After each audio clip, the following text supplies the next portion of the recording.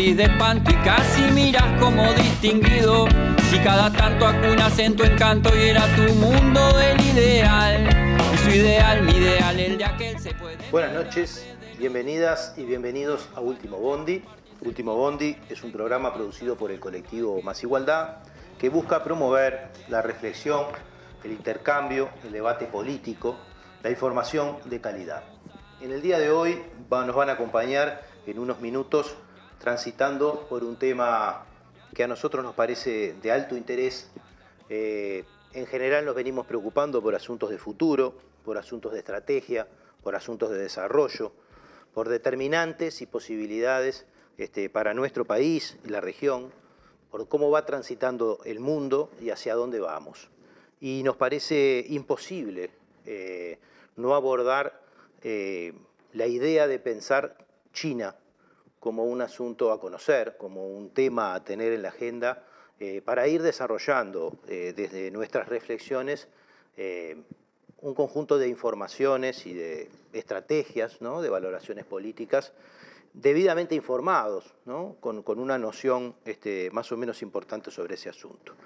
Hoy nos acompaña Ana Laura Melo, co-conduciendo, que bueno, la voy a dejar en la presentación de nuestros invitados. Bueno, sí, nos acompañan además dos invitados, Gabriel Kirichi, que es profesor de Historia en el IPA, a su vez diplomado de Historia Económica por la Facultad de Ciencias Sociales de la Universidad de la República, profesor asistente de Historia Contemporánea, también en la Facultad de Información y Comunicación y en Ciencias Sociales, y profesor efectivo de Historia del Uruguay en el Centro de Formación.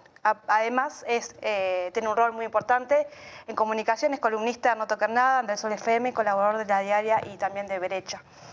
Y por otra parte nos acompaña Gustavo Bittencourt, que es profesor de Economía Internacional, también de la Universidad de la República, y bueno, ha estudiado y trabajado en los últimos años sobre políticas y los efectos de la inversión extranjera para promover el desarrollo económico y las relaciones económicas entre América Latina y China. Así que ambos dos nos van a poder dar un panorama muy interesante sobre el tema. Y bueno, para arrancar, la idea que tenemos de este primer bloque es, bueno, cómo dimensionar a China, capaz en 5 minutos, las primeras ideas para empezar a abordar el tema. No sé quién quiere comenzar de los dos. ¿Quieren que arranque yo? Bueno, dimensionar China en 5 minutos es un poco complejito. Yo me anoté unos numeritos pero bueno, yo creo que la primera cosa que hay que pensar es que el mundo en cuanto a concentración poblacional se mueve para ese lado, para esa zona, ¿no? O sea, la India va a pasar a China en cantidad de población y va a ser en breve el 30% de la población mundial, y además son los dos países que crecen a la tasa más rápida que crece en todo el mundo, ¿no? Entonces, esto que ha logrado, que bueno, que con una tasa de crecimiento cercana al 10% en los últimos 30 años, ahora un poco más baja, después conversaremos de por qué ahora es un poco más baja.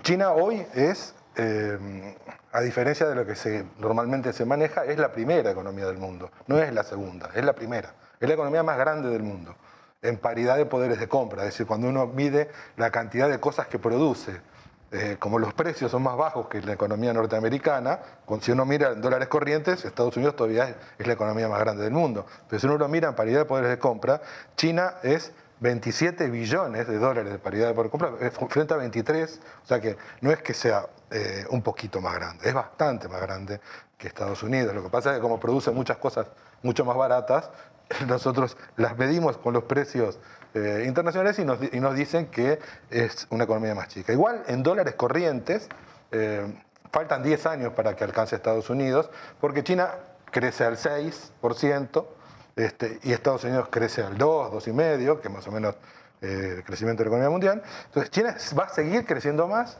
y en breve va a ser la economía más grande del mundo también en dólares corrientes. Es la primera exportadora de bienes desde hace más de 10 años. No es la primera exportadora de servicios, pero sí la primera exportadora de bienes. Es una economía muy grande territorialmente, pero con una concentración de la población en la zona costera especialmente, porque todo el resto del país es muy montañoso. Entonces, esos 1.400 millones de chinos están todos medios apretados y con muy poca tierra, lo que los hace posiblemente demandantes de bienes intensivos en tierra, especialmente alimentos, en el futuro. Y eso es cierto, lo que no quiere decir que sea el mejor negocio para nosotros, pero sí es va a ser muy demandante de estas cosas en el futuro. Y dos aspectos que para cerrar esta idea, uno es en materia de inversión. China en el mundo, hoy es el segundo país inversor en el mundo, pero con la característica de que buena parte de las empresas chinas que invierten en el exterior son de capital público. O sea, una parte muy importante de las empresas chinas operan en el mercado, compiten con empresas de capital privado, pero muchas de ellas son de capital público descentralizadas. O sea que son chinas. Claro, sí, que decir, su capital, claro, ahí va, una parte importante de su capital es del gobierno central o de sus diferentes niveles de gobierno, provinciales o municipales. Entonces tienen un Estado muy presente en la propiedad de las empresas y muchas de ellas no se distinguen en cuanto a cómo funcionan. Estratégicamente rinden, sí, a su aparato centralizado, porque buena parte de sus direcciones, de las públicas y de las privadas, tienen un vínculo muy estrecho con el Partido Comunista Chino, que organiza el funcionamiento general de la sociedad, digamos, ¿no? Y la última cosa es el dinamismo tecnológico, que al día de hoy, digamos, si ustedes miran el informe de UNESCO de 2021, China entre 2015 y 2019 fue la región que aumentó más sus gastos en investigación y desarrollo, aumentó mucho más sus gastos en investigación y desarrollo que Estados Unidos, todavía está bajo que lo que gasta Estados Unidos en montos absolutos, pero viene creciendo mucho y lo hace especialmente en las áreas de mayor dinamismo para el futuro. Sobre el final capaz que podemos reenganchar el 5G, todo eso, ¿no? Sí, pero bueno, otro tipo de tecnologías. La nano, no sé qué, espacial. Hay tecnología, sobre el final podemos volver sobre esto. Hay por decirte algo, la computación cuántica, que yo no sé lo que es, y le he preguntado a mucha gente qué es lo que es, pero la inteligencia artificial, robótica y la computación cuántica son los sectores que están acumulando más cantidad de publicaciones científicas y tecnológicas en los últimos 5 años. Bueno, en eso China crece mucho más rápido que Estados Unidos, aunque todavía está atrás, ¿no? Gabriel. Bueno, yo lo que podría agregar como elemento que me parece que trae esto del futuro, pero también el pasado, ¿no? China es el yin y el yang. En cierta medida, nosotros si nos ponemos a mirar un montón de elementos de nuestra cultura y la civilización, en China se originaron, desde la pólvora, el papel, podemos, la brújula. Creo que cuando trabajamos esos temas de los viajes interoceánicos, por ejemplo, nos acordamos que se había inventado en China tal cosa, pero no lo digo solo como un elemento anecdótico, sino que el genio científico chino tiene una historia muy larga, ¿no? Pero además tiene una particularidad, y es que es una cultura que con diferentes vaivenes, ¿no? Pero ha mantenido cierta unidad estatal, político y también socioeconómica en la larguísima duración de la peripecia de todas las sociedades humanas, ¿no? Que, bueno, podríamos decir que la civilización más antigua que todavía rastrea sobre aquellos orígenes su presente. Por eso yo digo, China es un yin y un yang, porque también, bueno, esto creo que a todos nos pasa. Si alguien que uno conoce va a China, vuelve y te dice, China es el futuro, ¿no? Porque además es el futuro y es el pasado, es una cosa, a mí me parece eso muy interesante, porque además es una cultura que, bueno, su primer libro, si uno dijera, bueno, no sé, el cristianismo, la Biblia, ¿no? El Corán para los musulmanes. Bueno, China tiene como libro básico, que un poco todos los conocemos, pero es el I Ching, ¿no? Que es el libro de los cambios, ¿no? Ese libro que, bueno, que después hasta los matemáticos empezaron a estudiar, ese libro que según los elementos, un poco nosotros conocemos el horóscopo chino, pero yo lo digo porque me parece que nos puede dar la perspectiva de que es una civilización, ¿no? Que ha tenido además a lo largo de su historia la capacidad de ir incorporando, aprendiendo, pero a su vez reasimilando diferentes culturas, religiones, desde el taoísmo, el budismo, que fue y es muy importante en China, pero también el marxismo, ¿no? Y la China del siglo XXI es heredera de una tradición tan larga como el I Ching o el Yin y el Yang, pero también de un marxismo renovado y de las luchas anticoloniales, y puede estar primera en la economía del mundo y hacer, ¿no?, esto de computación cuántica. Entonces, para mí China es un lugar al que todos tenemos que mirar, ¿no?, del que tenemos que aprender, de que no hay que asustarse, porque a veces también hay como un mito de se vienen los chinos, ¿no?, que me parece que en realidad es para admirar, para conocer, para saber sus contradicciones, y creo que hay algo que, bueno, en términos más, si se quiere, actuales, de una perspectiva, ponele que más marxista, pero no por utilizar el método, sino porque de alguna manera el sistema político de China hoy se basa, entre otras cosas, pero fundamentalmente en la interpretación de la peripecia marxista de Mao, Deng, bueno, y ahora Xi, ¿no? Y yo creo que China es una gran NEP, ¿no? La NEP de Lenin, no sé si se acuerdan de cuando se ensayó aquella economía mixta, ¿no? Después que triunfan los bolcheviques, en principio no fue todo estatal, y bueno, sería otro tema la Revolución Rusa, ¿no? Pero esa idea de una economía mixta para lograr desarrollar las fuerzas productivas, ¿no? Y sobre todo la NEP respetó mucho... NEP es Nueva Política Económica. Ahí va, ¿no? Nueva economía política, nueva política económica.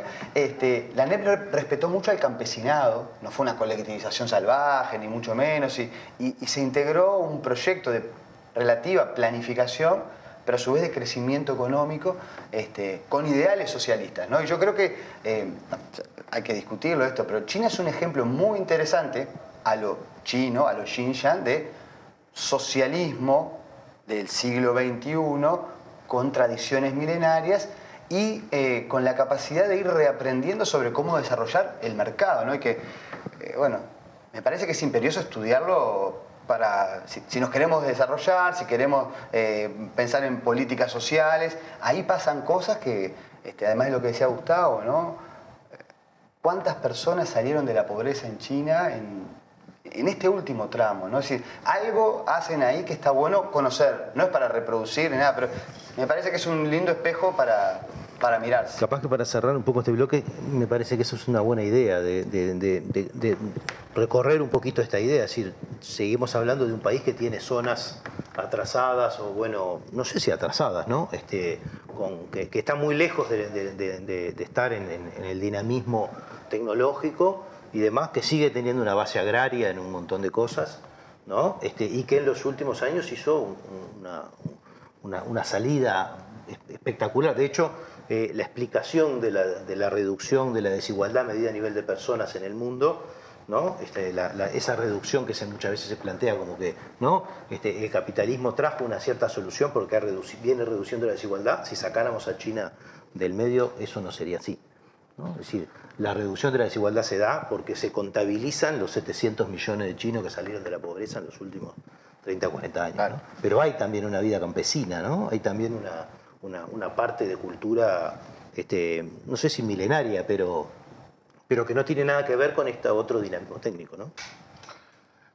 Sí, por supuesto. O sea, cuando la contracara de esto, que capaz que el Yang, la contracara de esto es que China es la primera economía del mundo con un dinamismo tecnológico impresionante, pero ese dinamismo tecnológico lo genera una fracción que es menos de un tercio de la población. O sea, sigue habiendo unos 700 millones de campesinos, por lo menos, para hablar a grandes cifras, ¿no? Campesinos cuyos ingresos,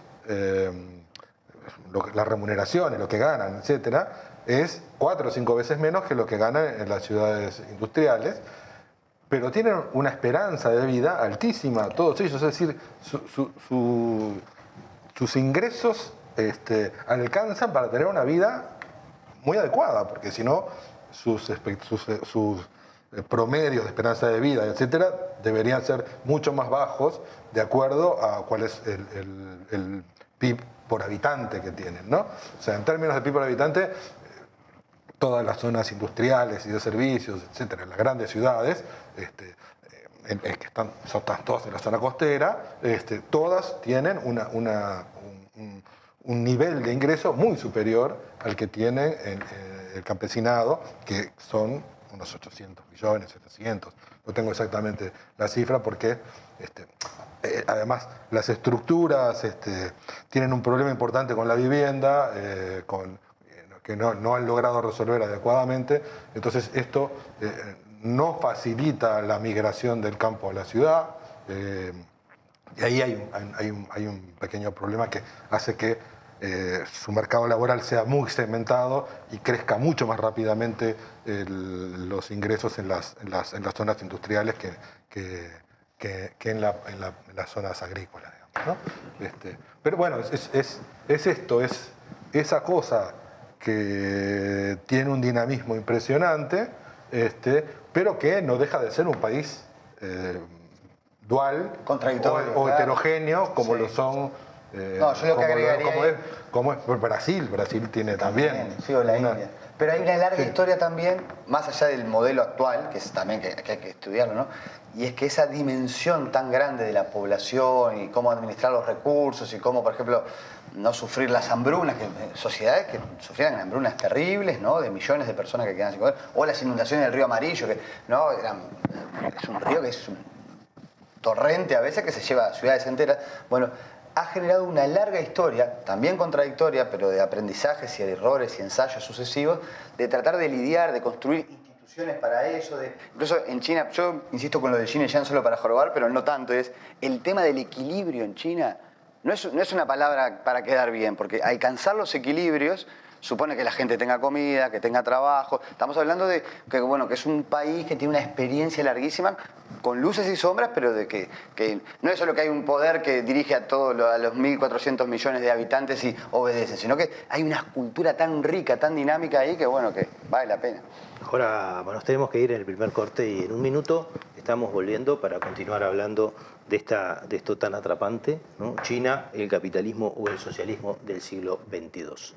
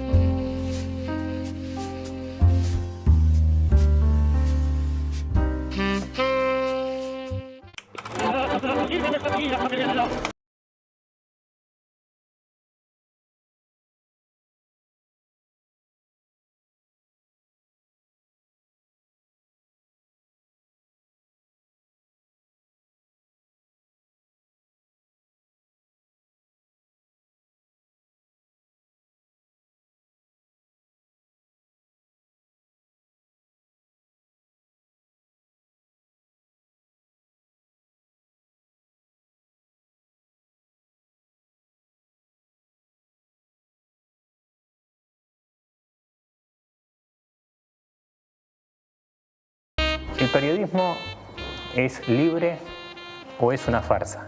Así lo decía Rodolfo Walsh. Apoyá el periodismo libre. Apoyá Caras y Caretas. Vuelta, ahí, tan. Es un honor formar parte de Caras y Caretas TV, donde hay lugar para todo tipo de contenido y también para el humor.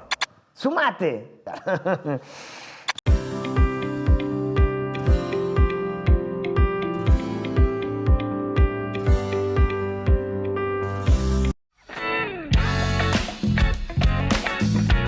Seguimos seguimos en este segundo bloque de Último Bondi. Yo hoy en la presentación omití decir el título que le habíamos puesto, que lo dije ahora al final, ¿no? Le habíamos puesto China, el capitalismo o el socialismo del siglo XXII.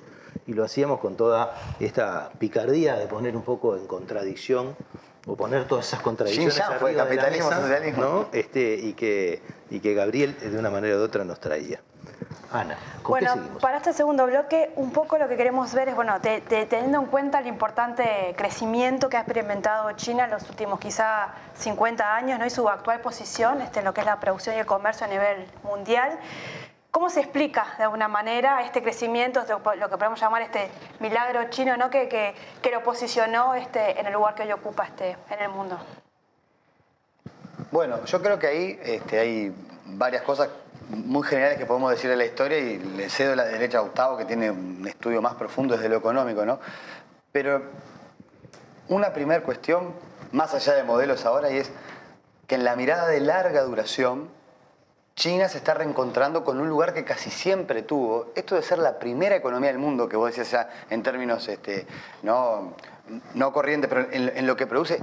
Bueno, China muchas veces fue la primera economía del mundo. Por estos avances que tuvo antes, por la dimensión demográfico-productiva, ¿no? Por la ruta de la seda. Cuando decís muchas veces, ¿de qué años estás hablando? Por ejemplo, Adam Smith, antes de la revolución industrial despegar en Inglaterra, publica el libro en 1776, dice: China es una economía más rica que toda Europa junta, ¿no? Y hay mediciones sobre eso muy interesantes, digamos, la cantidad de productos chinos que llegan, siempre digo lo mismo, ¿no? Los tallarines son chinos, ¿no? Es decir, ¿y quién los encuentra? Pero me voy más para atrás, Marco Polo viaja por el siglo XIII, ¿no? Y el objetivo era China. Bueno, ¿por qué salieron Colón y todos a dar la vuelta? Es decir, aquella zona, por cuestiones de densidad, ¿no?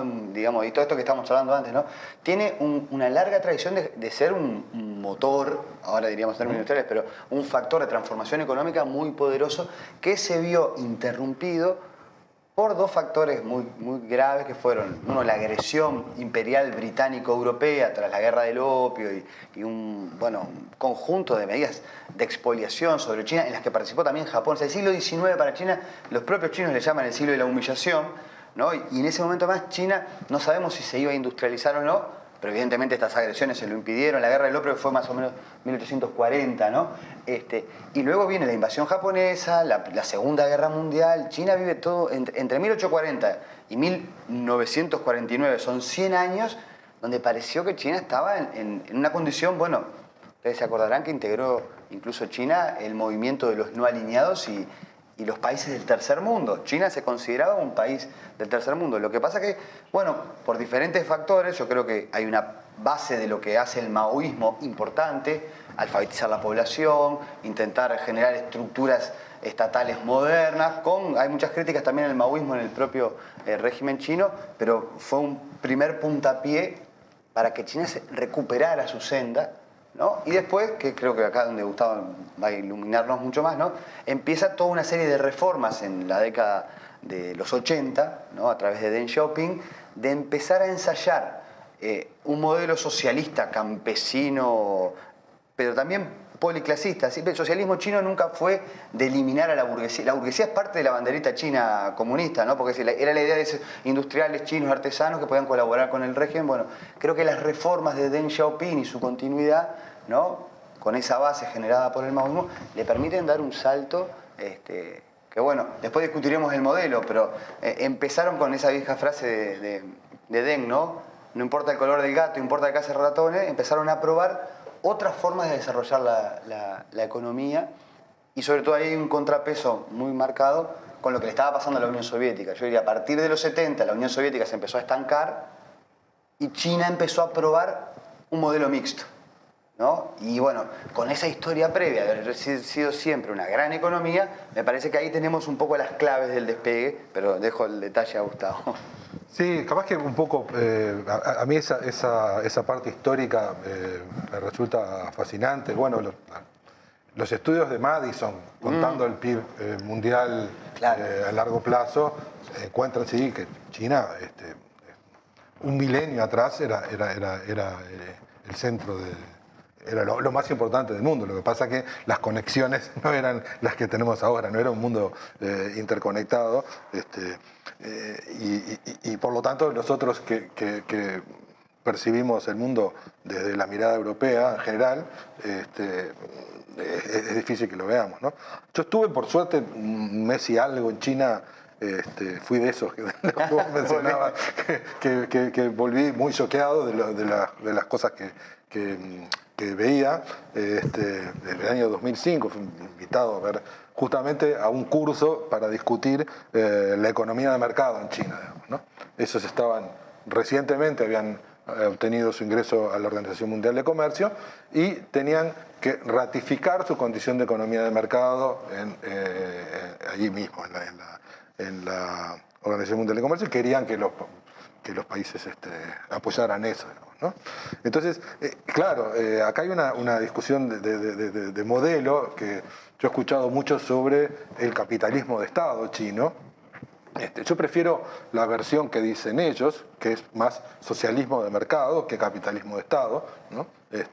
Porque creo además que cuando uno piensa en la distinción entre capitalismo y socialismo, lo que juega básicamente para distinguir eso es la propiedad de los medios de producción y no tanto la forma en que se organiza la producción, ¿no? Claro. Entonces uno podría tener, de hecho, la antigua Yugoslavia tenía un modelo muy descentralizado, autogestionario, y sobre base sobre base de formas de capital,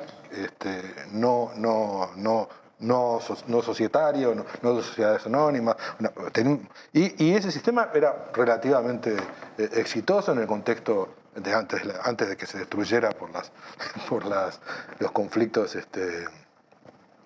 tribales y étnicos y luego de la caída del bloque, ¿no? Del este. Pero, de hecho, yo creo que le cuadra más una noción de socialismo de mercado, porque además ellos mantienen y mantuvieron el control sobre áreas que consideran estratégicas, y pusieron una serie de elementos al servicio de esas áreas. Voy a poner un par de ejemplos, digamos, ¿no? Acá en América Latina nosotros creemos que el capital extranjero va a transformar y va a generar puede generar un proceso de desarrollo sin mediar demasiadas condiciones, ¿no? O sea que lo que esperamos es que vengan muchos inversores y abrimos la puerta de manera pensando que esto puede provocar, sin modificar las estructuras económicas actuales en el mismo contexto, puede provocar saltos importantes a largo plazo. No ha sido el resultado para ningún país latinoamericano desde 1990 hasta acá. No lo ha sido, esto es muy claro. China lo que hizo respecto a la recepción de capital extranjero y respecto a sus políticas industriales fue incluir la recepción de capital como forma de transferencia tecnológica hacia las empresas locales y hacia las sociedades locales. Entonces, se creó un sistema de zonas económicas especiales y se creó todo un proceso de atracción de capital que fue muy fuerte luego de la primera década. O sea, Deng Xiaoping empieza sus reformas a fines de los 70, pasa toda la década de los 80, en los 90 hacen su gran apertura al capital extranjero e ingresan todas las empresas más importantes del mundo, los líderes del capitalismo, ingresan a China. ¿Por qué? Porque les interesa vender en ese mercado que tiene un potencial enorme de crecimiento, y a su vez les interesa utilizar la mano de obra de bajo costo para exportar. Entonces, pero los chinos no abren toda su oferta de su mercado interno y de su mano de obra de bajo costo bien formada, además, educativamente, con fuertes inversiones educativas, ¿no? Lo que hacen es poner condiciones de asociación con empresas locales o de transferencias de partes de las tecnologías hacia empresas locales. Entonces, una gran cantidad de empresas de la industria electrónica, de la industria automotriz, etcétera, van a estas zonas económicas especiales y cumplen con estos requisitos, y detrás de eso surgen empresas chinas que imitan. Y por otro lado, la propia velocidad del crecimiento hace que se desarrollen empresas de infraestructura, por ejemplo, ¿no? Para la producción de puertos, carreteras, viviendas, etcétera, donde ahí sí desarrollan ellos tecnologías que superan el resto de las tecnologías en el mundo, ¿no? Si no, de otra manera, es imposible que... Fíjense ustedes, si China crece al promedio de 9-10%, esto quiere decir, y digamos, 800 millones de su población no crecen a ese ritmo, crecen a un ritmo mucho más bajo, ¿no? Porque todos los que están en el sector agrícola crecen mucho. Esto quiere decir que el sector industrial, exportador y de servicios modernos crece al 20%. A esa tasa de crecimiento, en menos de 5 años, en 4 años, estás duplicando tu capacidad productiva. Es enorme. O sea, vos ibas a un lugar, veías campo, ibas a los 5 años y eso que había solamente campo eran campos, parques industriales, uno tras de otro. Yo vi, por ejemplo, la instalación de un parque industrial de la industria petroquímica y los tipos le habían armado, o sea, parecía como una cosa de 2 o 3 hectáreas, entonces tenía sus centrales eléctricas, por supuesto, a carbón, matando ambiente a lo loco, pero les tenía su central ahí y su cañito con gas y petróleo para empresas petroquímicas, digamos, ¿no? Entonces vos te comprabas la parcela y una empresa de plástico, una empresa de pap, y bueno, en 2-3 años era lo que podían, en 2-3 años eso sí iba a llenar, porque claramente la velocidad del desarrollo industrial iba a conducir a una demanda de este tipo de productos que son necesarios para el desarrollo industrial que era imparable, ¿no? Y este tipo de cosas se organizaron y se organizan en función de una verticalidad muy fuerte que tiene el Partido Comunista en el conjunto de la sociedad, ¿no? Fuerte penetración en el conjunto de las empresas, en el conjunto de las instituciones sociales, y termina organizando y control del sistema financiero, que esta es la otra pata importante, ¿no? Políticas de desarrollo productivo con un déficit institucional. O sea, China no tenía instituciones modernas capitalistas, ¿no? Esto porque hay toda una corriente institucionalista que considera que lo que es imprescindible para poder llevar adelante el proceso de desarrollo es tener las instituciones aptas para lugares donde, digamos, bajos costos de transacción para las empresas, buen funcionamiento de los mercados. China no tiene nada de eso. No lo tiene ahora y nunca lo tuvo. Lo que tiene es mercados grandes, dinámicos y mucha inversión pública y mucha interacción público-privada, un montón de trabas para todas las empresas que se instalan, un montón de requisitos y muchos negocios. Entonces, lo que hace la política es garantizar la rentabilidad de las empresas, claro, y las empresas van. Un economista liberal, Jean Priblive, acá abajo le leíste, Gustavo, que fue a estudiar si China era capitalista, no era capitalista, socialista, ¿no? Él decía, no, acá no tienen nada de lo que conocemos nosotros. No sabemos cómo definir el modelo, pero funciona, decía él, ¿no? Porque claro, hay tantas... controla todo el Partido Comunista, pero felicitan a los que se enriquecen, entonces no son comunistas, es una cosa muy... Sí. Es bien interesante. Yo creo, y digo creo con total ahí prudencia, ¿no? Pero que una de las características que explica este último salto chino tiene que ver con que pudieron equilibrar creativamente el desarrollo de las fuerzas productivas con márgenes de rentabilidad capitalista, pero sin caer en las políticas neoliberales de liberación absoluta de la economía al imperio de la ganancia. ¿no? Es decir, porque la ambición en la economía muchas veces termina siendo, bueno, lo que conocemos de las crisis cíclicas del capitalismo. No digo que no vaya a haber crisis en China, ni mucho menos, pero da la impresión de lo que yo he podido estudiar, ¿no? Y bueno, ahora escuchando a Gustavo me parece que va por esa línea también, ¿no? Es decir, hay como un... Bueno, probemos con el mercado capitalista que haya... En China la propiedad privada está permitida y todo, pero hay un montón de regulaciones que pone el Estado con ideales socialistas y con tradiciones también confucianas, porque el confucianismo en China es muy habitual, ¿no? Que decir, bueno, se garantizan ciertos mínimos en donde es difícil decir que en China los capitalistas gobiernan China, porque tienen tantas complicaciones que... ¿no? Lo que pasa es que después tienen otras ventajas, ¿no? De rentabilidad, de productividad, de mano de obra bien preparada. Incluso muchos estudios mostraban como los chinos que forman los cuadros intermedios de las empresas están tan preparados como las empresas occidentales, pero un gerente chino es mucho más barato en términos económicos que un gerente en Alemania. Entonces Mercedes se instalaba ahí, una cosa...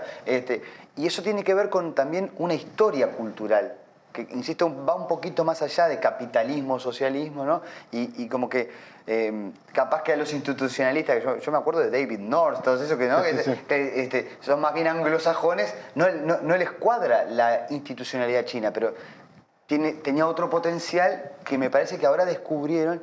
Y a mí me gusta decir esto por las dudas, que ya sé que ahora tenemos una parte más, pero está bueno pensar que China es un país socialista, porque el siglo XX terminó con la caída de la Unión Soviética y el relato de que el socialismo era miseria, estancamiento, burocracia, ineficiencia y Chernobyl.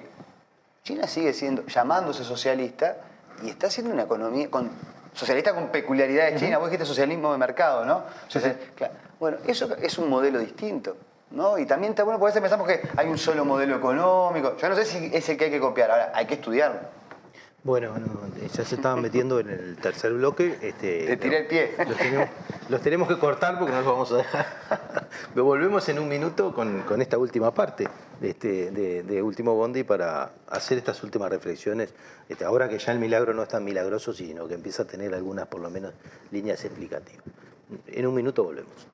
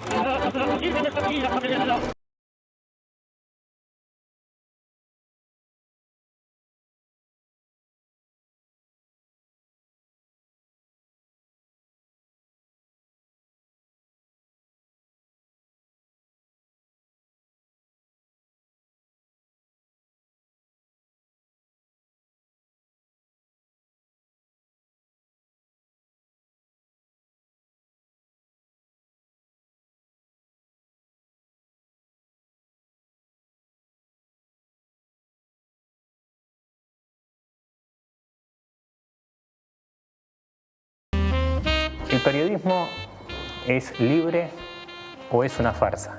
Así lo decía Rodolfo Walsh. Apoyá el periodismo libre. Apoyá Caras y Caretas. Vuelta, ahí, tan. Es un honor formar parte de Caras y Caretas TV, donde hay lugar para todo tipo de contenido y también para el humor. ¡Sumate!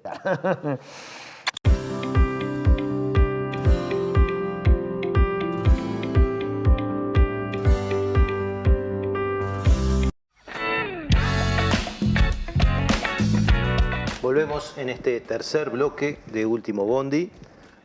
Bueno, estábamos hablando de China, el capitalismo o el socialismo del siglo XXII, y ya nos estábamos... pasamos por el milagro chino, buscamos explicaciones del milagro chino, algunas hipótesis, seguramente haya muchas más.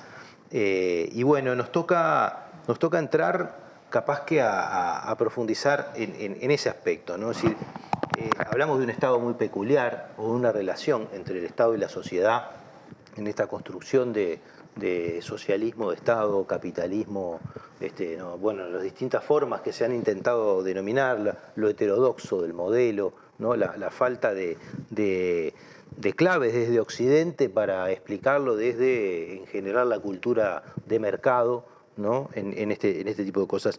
Y nos parece también que esto tiene hondas raíces históricas, que ya habíamos visto en el primer bloque y algunas se deslizaban en el segundo. Y bueno, y de ahí un poco esta pregunta, ¿no? Bueno, ¿cuál ha sido el papel del Estado, ¿no? Y de la política, ¿no? Y de la cultura o de las culturas chinas, ¿no? En la construcción de esto que estamos planteando? Gustavo ya avanzó bastante en ese sentido, en algunas explicaciones, pero de una manera o de otra, a diferencia de lo que vulgarmente se entiende como un modelo de prosperidad, ¿no? que se presenta en Occidente como un modelo de prosperidad, muchas veces vinculado a esta idea de los estados mínimos o de distintas cuestiones. Acá estamos en una cosa bastante antitética con eso, que amerita por lo menos hacerse esas preguntas, ¿no? Y más y cuando sospechamos o sabemos que esto viene de larga data, ¿no? Y de que quizás para un chino no tiene nada de milagroso, ¿no? Pero bueno. Bueno, ahí yo creo que hay una cosa que tiene que ver con la historia de larga duración, y es que el Estado en China siempre ha sido un elemento estructural de la interacción entre tantas personas de diversas zonas y con, bueno, muchísimas dificultades para sobrevivir, pero pensemos que en China, en el siglo III a.C., con el primer imperio, ya se establece la idea de que hay que tomar exámenes y preparar a los funcionarios públicos para que los más capacitados empiecen a regir cosas desde, bueno, la parte del arte de la guerra y todo, pero sobre todo la administración, los impuestos, las obras de hidráulicas para regar, no sé qué, las terrazas para los arrozales, ¿no? Y hacen exámenes a miles y miles de personas. Es decir, es un sistema inspirado en los valores confucianos. El confucianismo daría para mucho, ¿no? Pero es una filosofía, algunos lo elevan al grado de religión, creo que no, pero el confucianismo tiene una reflexión sobre cómo tratar de solucionar los problemas en la tierra. Es muy terrenal, ¿no? Con sus ritos, tiene un toque también jerárquico, conservador, pero a su vez quiere un orden, ¿no? Esto del equilibrio otra vez. Entonces empieza toda una historia que, yo lo dije, siglo III a.C., pero cuando uno mira los sucesivos imperios y dinastías con variantes, la cuestión del funcionariado público, y no lo llevemos a la caricatura que a veces se hace acá, irrespetuosa de los funcionarios públicos, ¿no? El funcionariado público en China era el más culto, el más preparado, con unos ritos a veces de exigencia muy alta, pero además se extraía en general de las clases dominantes, pero también sobre todo a partir de la época de los Tang, de una emperatriz que se llamó Wu Tang, se empezó a permitir que la plebe uno dice alfabetizado, que sabía leer y escribir, yo no tenía alfabeto, pero la plebe también participara de los exámenes, tratando de estimular que los mejores, es un concepto meritocrático complejo, pero fueran parte de esa dinámica. Incluso esto en el largo plazo generó algo muy particular, y es que en China, globalmente, tanto la carrera militar como la carrera comercial o empresarial siempre fue vista como en un segundo nivel por debajo de la carrera de los estudios.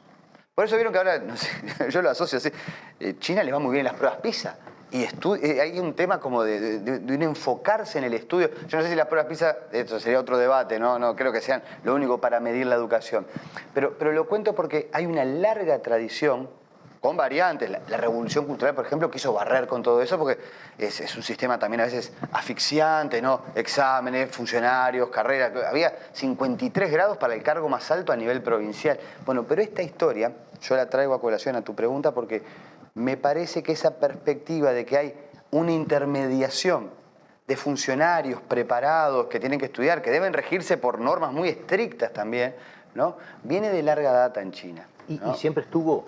Bueno, uno puede pensar en la antigua Grecia y después en la disolución de esa civilización y un renacimiento, o es algo más. Ha tenido ciclos, ¿no? Lo que ocurre es que de repente en algunos momentos los funcionarios tenían más poder que el emperador. Este es todo otro tema que elimina esa idea que en China hay un poder que es de una persona, porque tiene muchos cuerpos intermedios este Estado, y además, por ejemplo, tomaban exámenes en una provincia, pero todos los nacidos en esa provincia no podían trabajar en la provincia, para que no se generaran después corruptelas con su familia, entonces los despedían, los que se salvaban el examen, chao, ¿no?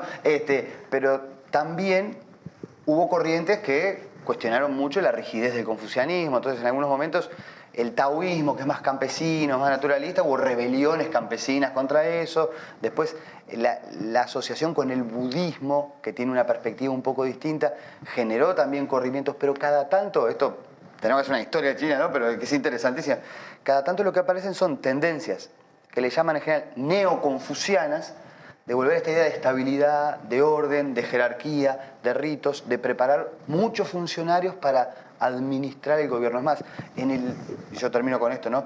En ese siglo de la humillación, ¿no? Cuando los ingleses invadieron, la guerra del opio, todo lo que charlamos, ¿no? Y después Japón, hubo un emperador, un último emperador que intentó una reforma. Mirá si le habrá durado tiempo esto. Él dijo, bueno, ¿y por qué no probamos mandar estudiantes a Occidente? Estoy hablando del siglo XIX, ¿no? Y todos los funcionarios se ofendieron, diciendo, no, la cultura, la tradición. Ellos, bueno, China se consideraba el centro del mundo por mucho tiempo. ¿No? Y algunos dicen, bueno, si aquellas reformas fueron, ya tenías casi 600 millones de habitantes de China y fueron a estudiar 200 a Occidente y después no les daban cargos en el Estado, ¿no? Pero, es decir, había como una idea de que, yo insisto con esto, ¿no? En el siglo XX, después de la revolución y del maoísmo con sus vaivenes, el Estado chino se ha actualizado. Con sus teorías, con sus contradicciones, ¿no? Y hoy tiene un peso muy importante. No es el único, porque, y ahí vuelvo a lo que decía en la anterior, ¿no? También quienes han estudiado han dejado espacio para no matar la creatividad, para no matar cierta rentabilidad privada, que creo que fue eso lo que generó el colapso del otro modelo socialista. Más una pregunta capaz, Gustavo, antes que arranques, pensando que en lo que ustedes planteaban en el bloque anterior de que este sistema funciona, ¿no? Puede tener sus características especiales, pero capaz que no hay duda de que económicamente funciona. Bueno, ¿cómo se comporta igual con otras dimensiones, ¿no? Desde de la vida, como el bienestar, las políticas sociales y hasta las políticas ambientales, ¿no? ¿Cómo entra eso en juego para ver si este sistema realmente funciona en lo económico, o si también este buen funcionamiento se traslada a otras dimensiones? La dejo planteada ahí para... Me cambiaste un poquito el eje de lo que... No, a ver, si yo tengo que elegir el modelo chino como forma de organización del bienestar social, creo que en cuanto a su funcionamiento democrático y a las libertades y un montón de cuestiones, no cuadra con mi modo de pensar, ni tampoco cuadraría con el modo de pensar de la mayoría de la población uruguaya, digamos, ¿no? Pero es su asunto. O sea que lo que sí está claro es que en materia de bienestar material ha generado un conjunto de transformaciones que no fueron generadas en ninguna otra parte del mundo. Y genera un crecimiento estable y una salida de un montón de gente de la pobreza, lo que planteaba Juan Pablo hace un rato, que de verdad lo hace de manera muy eficiente, ¿no? y muy exitosa, y de manera descentralizada en la gestión, probablemente no descentralizada estratégicamente, pero esto hay que ver ¿no? Porque, digamos, probablemente hay en cierto momento a aquel integrante del partido que está jugando un rol importante en una empresa descentralizada, etcétera, gerenciando o lo que fuere, en cierto momento puede ser llamado a tomar cierta línea que se decida centralmente, pero en general su gestión está regida por parámetros de maximización de sus beneficios y de los beneficios de la empresa o de la provisión del servicio que está planteando, ¿no? Y además en parámetros de aprendizaje, ¿no? Porque esto fue lo que yo decía respecto a la recepción fuerte de capital extranjero, ¿no? Pues si tuviste un ingreso muy fuerte de capital extranjero durante casi toda la década de los 90, pero a partir de la década de los 90, la participación de las empresas extranjeras en el total del PIB es decreciente, ¿no? Entonces acá en América Latina estamos en el orden del 32-33% de stock de capital extranjero en el PIB, que es el promedio mundial, y en China es el 10%. Esa es la tercera parte. ¿Por qué es? Porque la mayor parte de la dinámica se va trasladando progresivamente a empresas chinas. Y empresas chinas compran un montón de empresas tecnológicas occidentales también, ¿no? Y este es el punto donde está el juego hacia el futuro, ¿no? Y hay otra cosa que me parece que es importante también tener en cuenta, que es el cambio de modelo, ¿no? Ese cambio de modelo de crecimiento. China tuvo durante los últimos, hasta la crisis del 2007, de 2008-2009, y hasta por ahí 2011, China tuvo un modelo fuertemente asociado al desarrollo de las exportaciones. Su dinámica económica estaba basada en las exportaciones, ¿no? Ahora, definidamente, su modelo está orientado hacia el desarrollo tecnológico y el consumo interno, y no tanto hacia... Bueno, ellos hablan de esto de 2050, un país modestamente acomodado. Sí. Que también son conscientes de cómo llegar a que la mayoría de la población tenga un nivel de vida medio. Claro. ¿No? A 2050, estas proyecciones que a veces a nosotros nos suenan. Pensamos en la rendición de cuentas, en el plan de 5 años. Eso de poder planificar a largo plazo en China, la idea, ellos siempre están pensando. También, ¿no? Siempre están pensando en el largo plazo. Siempre están pensando en el largo plazo. Y están pensando con objetivos alcanzables, ¿no? Ahora, para poder hacer eso, tienen que generar innovación y tienen que generar nuevos productos y tienen que estar disputar el avance tecnológico. Bueno, ahora de hecho lo están haciendo. Del Made in China 2025, yo estuve viendo ahí, con esa idea de terminar con la idea, valga la redundancia, de que lo chino es lo barato y lo, ¿no? Es decir, bueno, no, vamos a sacar productos de alta tecnología, de alta gama, hechos en China, ¿no? Para que es que de hecho termine esa cuestión. Es que de hecho y lo están haciendo. Claro, de hecho ya la buena parte de las cosas intensivas en mano de obra las desplazan a Vietnam, a otros países, Myanmar, otros países de sudeste asiático con menor costo de mano de obra relativo, ¿no? O hacia el oeste de China, que también es otra estrategia que tienen de poblar toda la China instalando ciudades hacia la zona de Mongolia. Dos cositas que quería preguntarte ahí. Una, esas planificaciones de decenios, ¿no?, para adelante sin un Estado atrás, medio como que imposible, ¿no?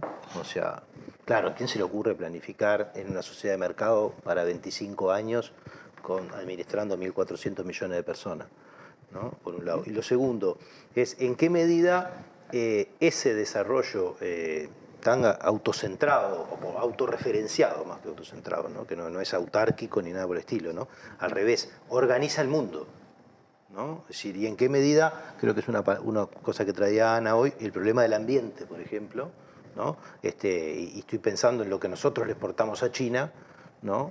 Como de una manera o de otra nosotros exportamos una cosa que si ellos la produjeran tendrían un problema ambiental, ¿verdad? Y que de repente lo tenemos nosotros, ¿no? Es decir, en qué medida China también organiza, con esa capacidad organizativa que tiene, organiza el mundo, ¿no? Bueno, yo diría que, esto lo decía en unas clases que daba sobre globalización en la Facultad de Ciencias Económicas, que lo más estable del sistema capitalista mundial era el Partido Comunista Chino, digamos, ¿no? O sea, el Partido Comunista Chino estaba garantizando en plena anárquica globalización financiera, la única cosa estable eran las decisiones tomadas por el Partido Comunista Chino, que de alguna manera compraba recursos excedentes, le facilitaba la deuda a Estados Unidos, cosa que todavía sigue haciendo, y de alguna manera, con su control sobre el sistema financiero, porque no hay libre convertibilidad, esa es la única parte que no es tan de mercado, ¿no? Hay grandes bancos públicos y algunos privados, pero la mayor parte de los bancos es pública y vos no vas con dólares y operás con dólares. No está la ruleta. Solamente yuanes y está, digamos, ¿no? Entonces, tienen un cierto control sobre el tipo de cambio, por ejemplo, que igual depende de la cantidad de excedentes que obtienen de divisas y cómo los manejan, ¿no? Y el cambio de modelo ahora es tratar de concentrarse no tanto en el gran alto crecimiento, sino en un crecimiento de mayor calidad, ¿no? Y esto justamente tiene que ver con lo que tú decías, ¿no? Garantizar el acceso a bienes a través del dinamismo tecnológico de la mayor parte de la población china, ¿no? Entonces, su expansión exportadora es mucho más limitada. Como vos decías, si le quitas los pobres que sacó China, se te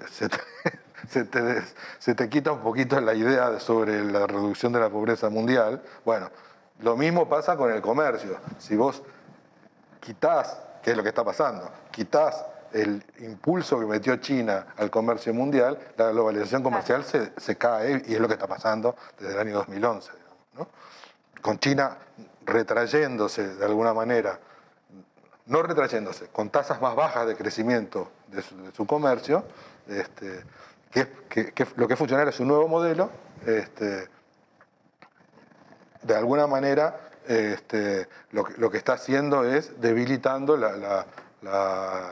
proceso de globalización. Sí, o reorientándolo, ¿no? Me acordé de lo que decías vos con aquello de Arrighi, que es el último tendedor de vías del desenfreno capitalista, el modelo chino, ¿no? Como que el Extremo Oriente tiene una cosa y controla el sector financiero, que es un tema súper interesante. No tiene un poder como tiene Wall Street en Estados Unidos, claro, ¿no? Aunque está un tema Hong Kong, ¿no? Ahí qué pasará. Pero no, yo quiero decir una cosa con lo que vos preguntaste, Ana, que me parece que esto es esquemazo total, pero si uno mira los procesos de industrialización históricamente conocidos, ¿no? O realmente existentes, el de China termina siendo, capaz que dentro de 10 años esto que no, pero por ahora, el primero que se hizo de forma más articulada entre campo y ciudad, sin daños demográficos, quita de derechos y de desigualdad social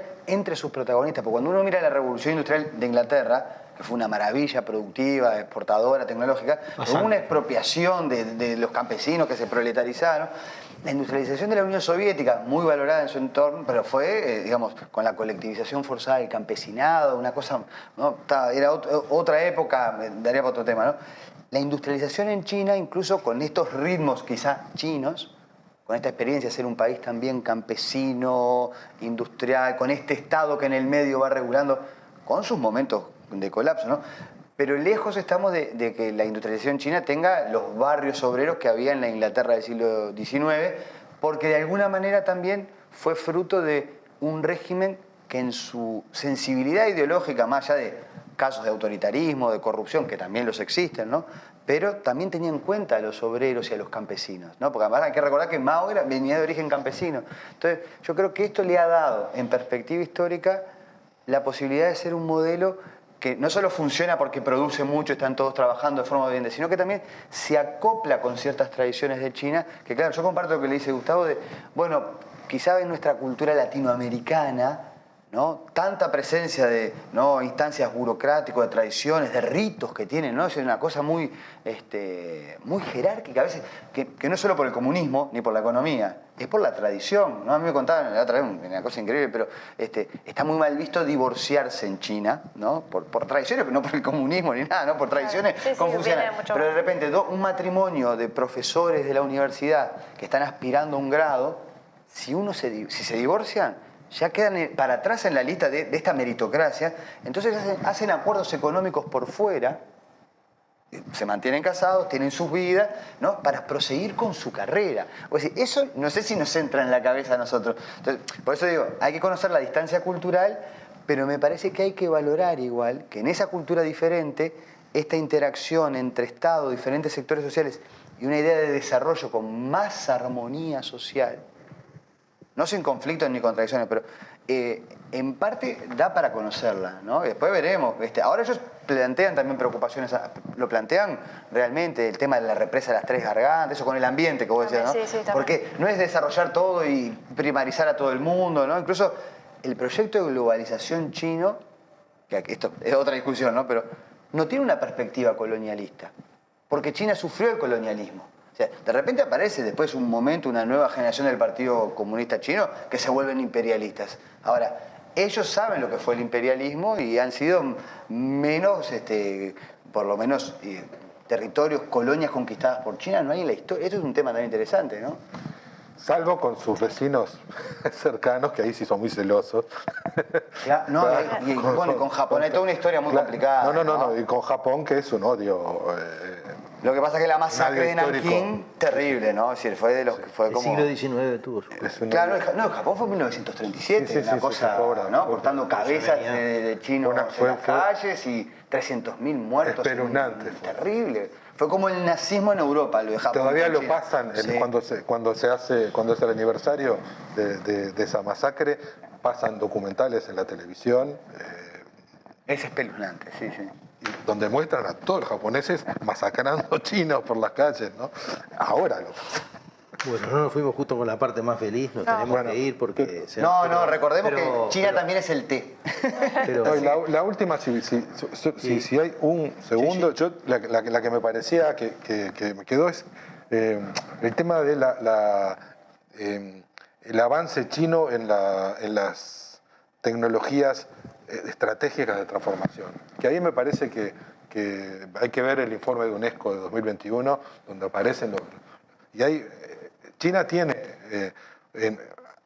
inteligencia artificial y robótica, energía y materiales, en energía y en nuevos materiales, tiene la mayor parte de las publicaciones en el mundo sobre desarrollos tecnológicos en estas materias. ¿No? Así que, es decir, cada vez el avance tecnológico está más ligado al avance científico también. Sin duda.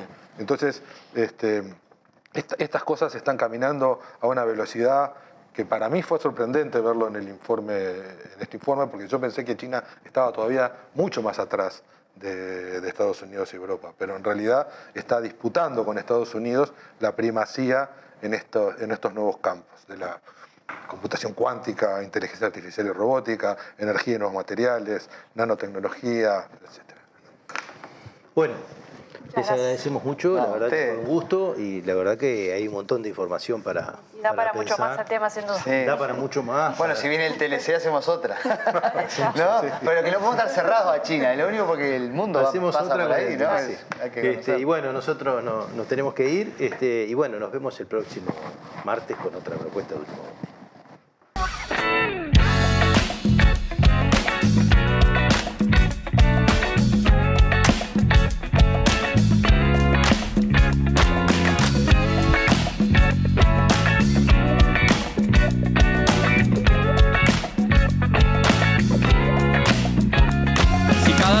Te morís de espanto y casi miras como distinguido.